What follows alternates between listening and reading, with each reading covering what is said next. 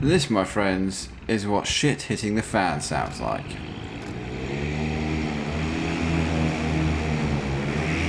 Here we go. No, no.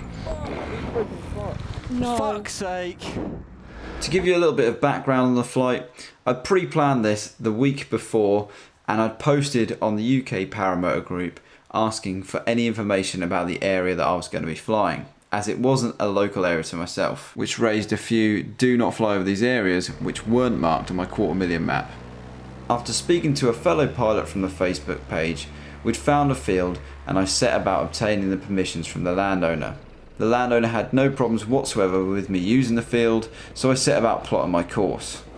This was supposed to be my 48th flight. I've got about 12 hours in total and the conditions seemed well within my skill range. So let's have a look at this accident in a little bit more detail. This was my third attempt to take off, and by that time I was tired, hungry, thirsty, with the added pressure of planning out all of this the week before, so I had to take off in my mind. I was also dealing with switchy winds, but had I have waited and not been so eager to take off, the winds would have calmed down a bit more and everything would have been fine. I'll spare you all the resets, but during that time I was telling myself not to rush, keep calm, just going through my head what I needed to do, and ultimately if I'd have carried on running forward I'd have probably taken off. It probably would have been the prettiest takeoff, but nonetheless it wouldn't have ended up in me busting a prop.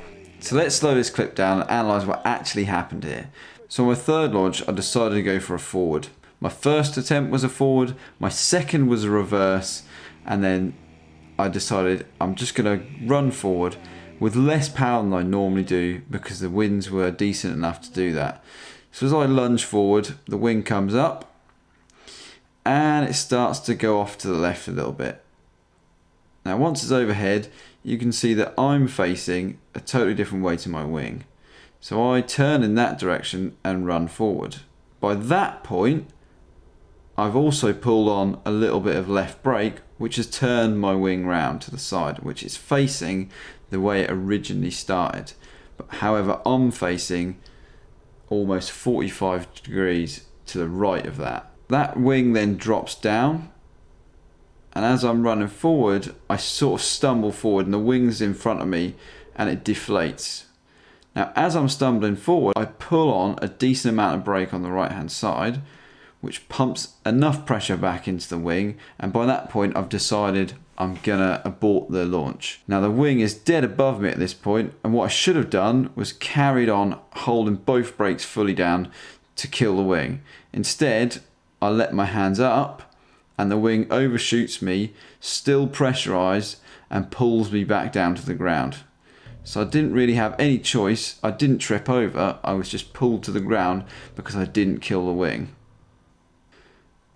So looking back at this, if I'd have recovered from my stumble after that wing collapsed and carried on going straight rather than turn around, chances are I'd have taken off.